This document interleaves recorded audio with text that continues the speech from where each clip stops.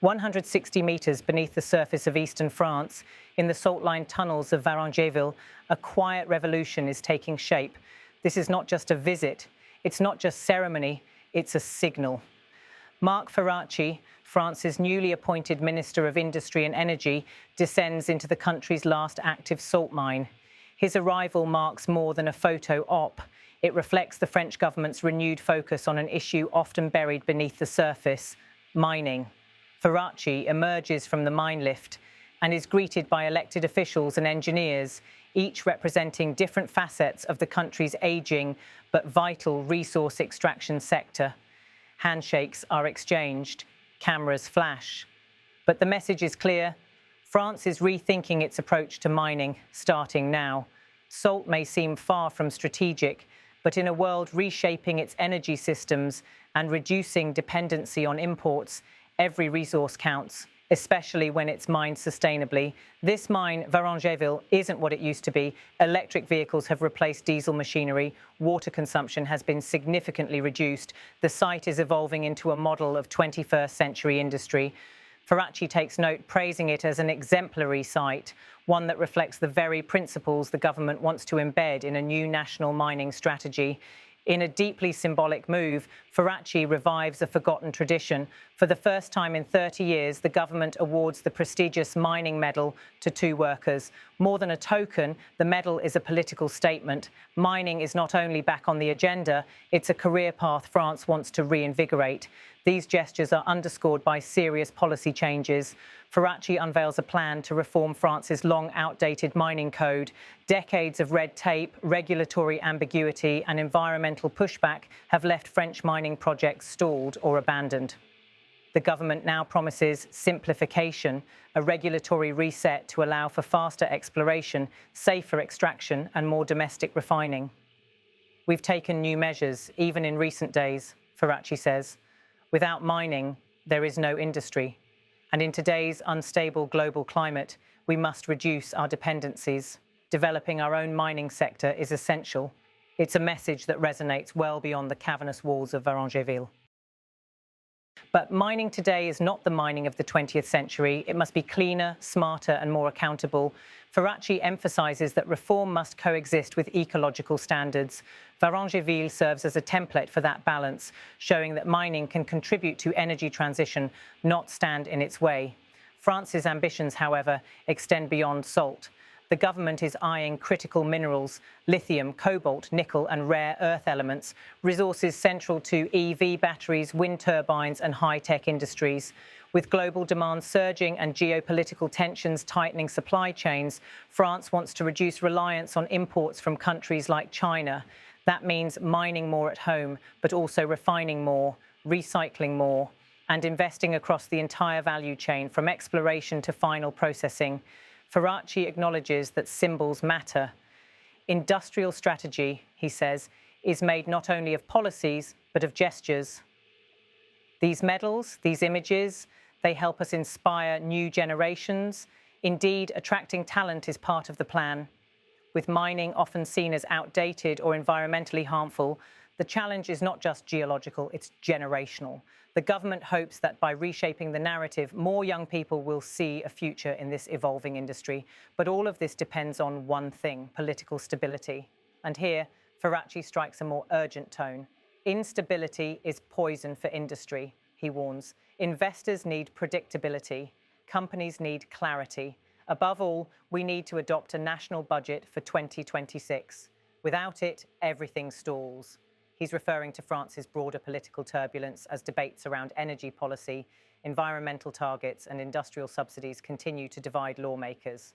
Back at the surface, as lorries rumble away loaded with refined salt, the question remains, can France move quickly enough? Europe's Green Deal has set ambitious targets.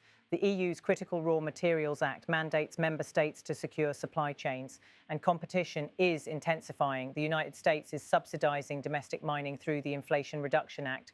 China already dominates global refining capacity. Time is not on Europe's side. Still, France has advantages. Its geological history is rich. Its industrial infrastructure is mature, and if reforms succeed, it may just position itself as a leader in Europe's mining renaissance. But challenges persist. Local opposition to new mining sites can be fierce, environmental assessments are long and costly, and even among green transition advocates, mining often remains a controversial necessity. Ferracci insists the new strategy must address all of these concerns with transparency, consultation and innovation. For him, it's not a question of if France should mine, but how. And in Varangéville, that answer is beginning to take shape. The salt mine stands as both a relic of the past and a beacon for the future. Where once extraction meant environmental cost, today it's tied to decarbonisation goals. Where once the workforce dwindled, now the government talks of revival, training and innovation. From the depths of this subterranean world, a new vision for French industry is rising. It's pragmatic, strategic and deeply symbolic, because in the race for the green economy, what's under our feet might just determine what's ahead.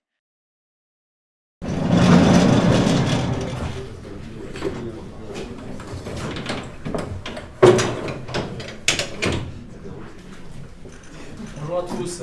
Bienvenue. Bonjour. Bonjour. Thibault, monsieur le maire, comment allez-vous?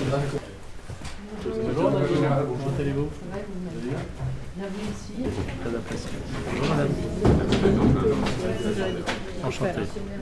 Juste quelques mots de... Bien sûr, bien sûr.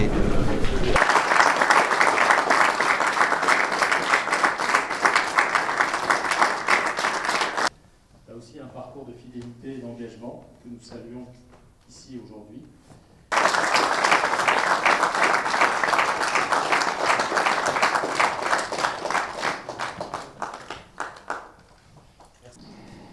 Il en faut du courage et de la ténacité pour ça. Il en faut du courage et de la ténacité.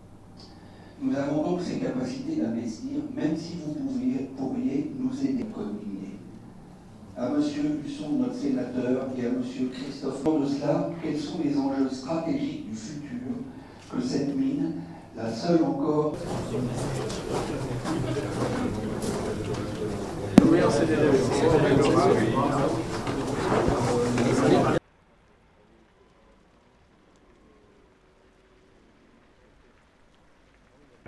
il sera d'accord. Ça, là-dessus...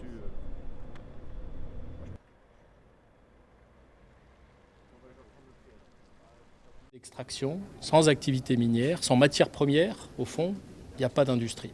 Et dans un monde qui est plus incertain, dans un monde dans lequel nous devons réduire nos dépendances, eh bien, développer la mine, c'est quelque chose d'absolument indispensable. Ici, nous sommes dans une mine qui se transforme, qui fait des efforts de décarbonation en électrifiant ses véhicules, en réduisant sa consommation d'eau, en devenant au fond ce que nous attendons de l'industrie et de la mine du XXIe siècle.